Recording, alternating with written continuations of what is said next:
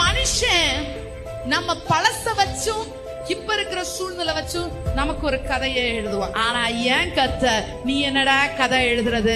எதிர்காலத்தை வச்சு அவர் நம்முடைய கதையை எழுதி முடிச்சிட்டார். அந்த கதையை வச்சுதான் பாப்பார். ஓ, தாவீது புறக்கணிக்கப்பட்ட நேரத்துல மனிதர்கள் பார்த்தாங்க, ஏதோ ஒண்ணுக்கு வேலைக்கு ஆக மாட்டான், லாயக்கே இல்லாதவன், புறக்கணிக்கப்பட்டு வனாந்தரத்துல இருக்கிறான்னு சொல்லிட்டு மனுஷன் பார்த்தா. ஆனா ஏன் கர்த்தர் எப்படி தெரியுமா அவனை பார்த்தாரு?